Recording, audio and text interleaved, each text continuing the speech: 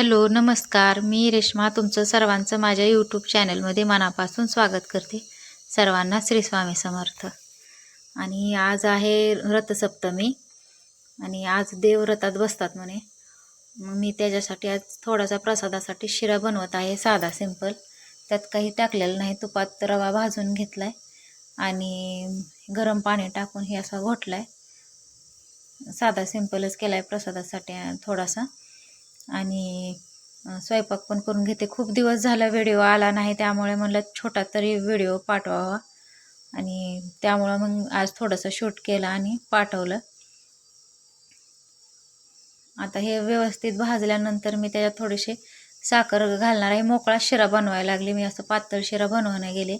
म्हणजे आपण कसं सत्यनारायणाला मोकळा शिरा बनवतो तसं शिरा बनवायला लागले. पण जसं सत्यनारायणाचा चव लागतो तसा असं एरवी केल्यावर तेवढा जास्त चव लागत नाही. सत्यनारायणाचा प्रसाद खूप छान लागतो आणि तो प्रसाद असल्यामुळं का काय माहीत नाही, पण खूपच टेस्टी लागतो.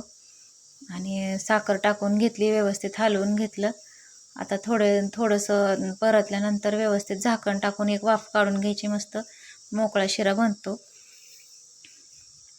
आणि खूप दिवस झाला आता बायका हळदी कुंकाला येणं जाणं असल्यामुळं तो व्हिडिओ काढायला जमलं नाही. आपण आपल्या कामात गुंतलो म्हणजे पाहुण्यांना पण वेळ मिळत नाही आणि आपल्याला पण मिळत नाही बोलायला. त्यामुळं व्हिडिओ थोडे शूट करणं टाळलं आणि शॉर्ट व्हिडिओ मी टाकले होते. आणि आता हा पण छोटाच व्हिडिओ टाकला आहे, पण आता छोटा का असाना टाकावा म्हणून आज थोडासा व्हिडिओ टाकला. आणि शिरा तयार झाला आहे बघा आपला. आता मला डाळ शिजवून घेतलेली आहे, वरण करायचं आहे आणि नंतर त्याच कुकरमध्ये भात लावणार आहे मी. आणि छान शिरा तयार झाला आहे आपला. आता डाळ व्यवस्थित घोटून घेतली. आता मऊ शिजली आहे डाळ पण.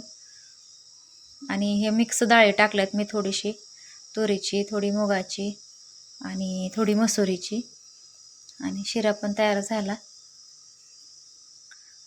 आता वरणाला फोडणी टाकून घ्यायची आणि चपात्या करून घ्यायच्या. छोटासाच व्हिडिओ आलेला आहे आजचा.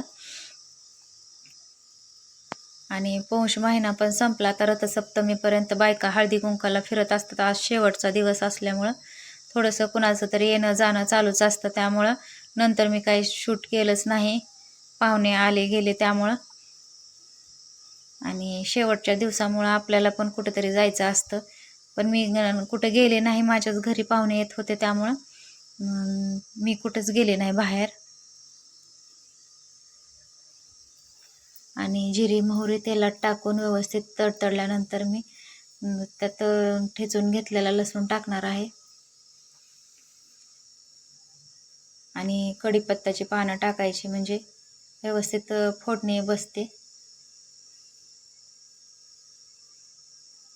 साधं सिंपलच वरण असतं, एवढं काही नसतं. त्यामुळं वरणाला असं रोजचं तरी त्याला सांबार मसाला टाकावाच लागतो, त्याशिवाय मुलं खात नाहीत. सांबार मसाला टाकल्यानंतर आवडीने मुलं खातात वरण. आणि लाल चटणी टाकली. आता हे ताजी चटणी काढलेली आहे आम्ही, म्हणजे आमच्या सासूबाईंनी काढून आणले, फ्रेश आहे. 4-5 दिवस झाले लाल चटणी काढून आणलेली आहे. त्यामुळं मस्त असे झणझणीत आणि लाल भडक दिसत आहे. भाजीला पण खूप छान कलर आलाय. आणि घरच्या चटणीची चवच वेगळी असते, व्यवस्थित पण असते. आणि आपल्याला माहीत असतं ती प्युअर आहेत म्हणून, कुठलाही कलर मिसळलेला नसतो. आणि हे सगळं टाकून वरण फोडणी टाकून घेतलं बघा, कसा मस्त कलर आलाय. चपात्या करून घेतल्यानंतर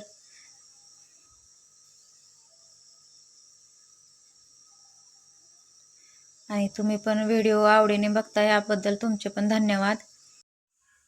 आणि खूप छान अशा कमेंट करता, कौतुक करता. त्या बघितल्यानंतर, वाचल्यानंतर मला खूप छान वाटतं की आपला व्हिडिओ कोणाला तरी आवडतो, ह्याचं एक समाधान असतं. म्हणजे आपण पण काहीतरी चांगलं करतो ह्या गोष्टीत खूप आनंद मिळतो. आणि जी गोष्ट आपण चालू केली आहे त्याचं कौतुक होतं, हे पण आपल्याला खूप प्रोत्साहन देऊन जातं. त्यामुळे कमेंट करत जा. कमेंट वाचून खूप समाधान वाटत असतं. आणि व्हिडिओला लाईक पण करत जा. आणि तुम्ही केलेल्या कमेंट कौतुक ऐकून खूप बरं वाटतं. असं छान छान कमेंट करत जा आणि व्हिडिओ बघत जा. आवडला तर लाईक करा, शेअर करा, सबस्क्राईब करा आणि असाच व्हिडिओला सपोर्ट द्या. सर्वांचे मनापासून धन्यवाद.